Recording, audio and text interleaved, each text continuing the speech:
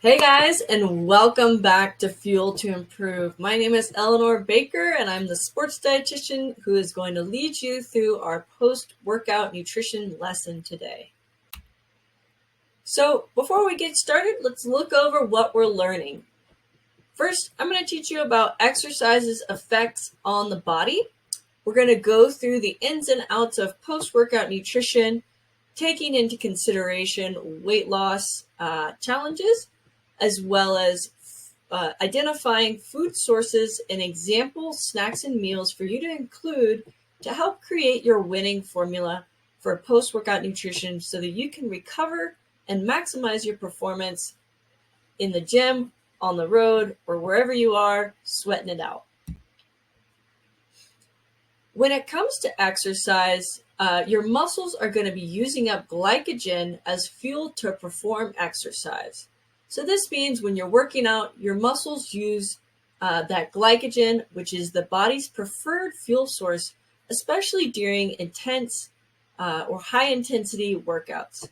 This results in your muscles being partially depleted of glycogen. Some small tears can occur under strain during your workouts in muscles. So this also can result in some of the proteins in your muscles being broken down and damaged. After your workout, your body's going to need to replenish those glycogen stores that it used up, as well as get the building blocks that it needs to repair and rebuild muscles. And you can help facilitate this adaptation and response in the body by providing it with good nutrition, which is going to give it the tools that it needs to help you recover for your next workout. When it comes to eating after a workout, it's really important to understand a little bit more behind the why of why you're doing this. So post-workout nutrition is going to help to restore, repair, and recover your body to help it get ready for the next bout of exercise. Specifically, your muscle glycogen stores are going to be partially depleted. So having carbohydrate as well as protein can help to replenish those glycogen stores. Carbohydrate stimulates the release of insulin, which is a hormone that helps build your muscles. As insulin is also going to be helpful in transporting carbohydrate into the muscles to replenish those depleted glycogen stores. After you work out, you want to make sure that you're hydrating adequately. You can refer back to our lesson on hydration to help ensure that you're meeting your fluid and electrolyte needs to help you recover adequately. In the repair process, we already talked about carbohydrates and it's stimulating the release of insulin to help get the glycogen into your muscles and replenish the depleted stores. But also you want to combine that carbohydrate with a little bit of protein. Typically, people are very good at getting enough protein in after a workout, and you only need about 10 to 20 grams to stimulate muscle protein synthesis and get the positive metabolic reactions that we're looking for. When you combine carbohydrate with a little bit of protein, this is going to create a more powerful response and also reduce cortisol, a stress hormone, which also breaks down muscle. So by reducing that cortisol, you're going to reduce the catabolic state that your body's in and help to start building it back up. Other things that you want to take into consideration in the recovery process is the timing of your nutrients, as well as the ratios of carbohydrate to protein. And we're going to get more into that as we go along in lesson. Some challenges that people will face when incorporating post-workout nutrition can be fatigue after a workout, which can dampen your appetite. Also, heat or high intensity can result in the loss of appetite or gastrointestinal distress. If you're out on a long run or you're working out in the woods, or maybe you're just in an inconvenient spot, you can have limited access to suitable food that's going to help you meet those ratios and provide you with the nutrients you need in an adequate time frame. Other commitments such as work, school, or other activities that you're involved in can also pull you away from focusing on that post-workout nutrition.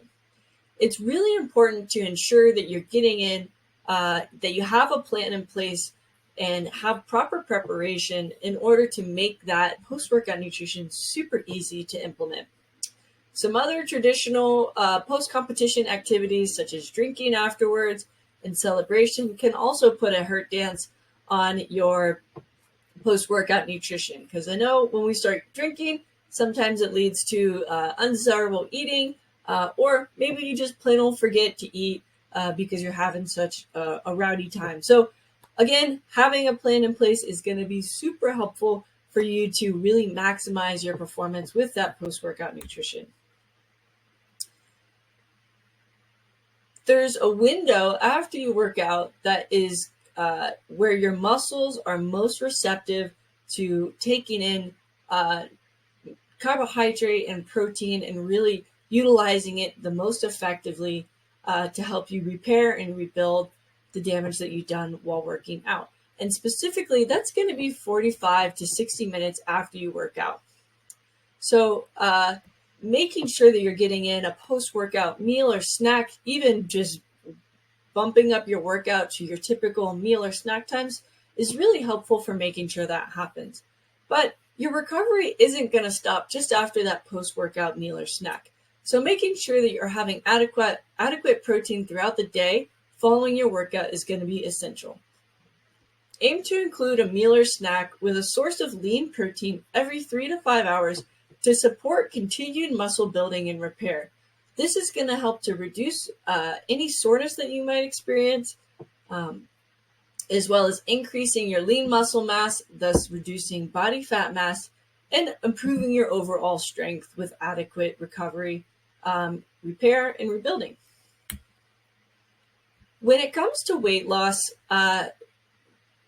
most people are going to be focusing on a restricted caloric intake. So making sure that your recovery or pre-workout snacks are not contributing to additional energy is going to help you, or additional calories in your diet is going to help you to stay on track with your weight loss efforts.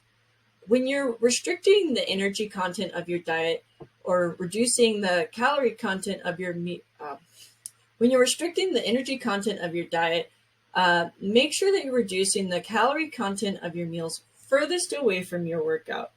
This ensures that you're fully supported and able to recover from your exercise efforts. So if you work out in the morning, you can, have a smaller meal or cut calories in lunch or dinner. This way, you're ensuring adequate recovery and fueling for your workout, so you can get the most impact from your nutrition with your workouts. When you're following reduced calorie intake, with reduced calorie intake, in addition to your training program, you need to ensure that you're going to get the biggest bang for your buck. So to do this, focus on nutrient-rich choices to recover from your workouts. Opt for foods like fruit, yogurt, and whole grain sandwiches with lean meat and salad fillings, as opposed to toast with jam or sports foods or bars or soft drinks. So really focusing on foods that are going to have high quality nutrients in them in comparison to the calories that they bring to the table. So blueberries, chicken breast, salmon, things like this are going to be really nutrient dense, as opposed to a cookie protein bar that has protein in it, but it's not going to have a lot of nutrients. Again, you're restricting your calories. Since you're exercising, your needs are going to be greater. So being very cognizant of the foods that you're taking in and making sure that they have as much nutrition per calorie as possible to adequately fuel your workouts. After you work out, you want to aim for a 1:3 or 1:4 ratio of protein to carbohydrate in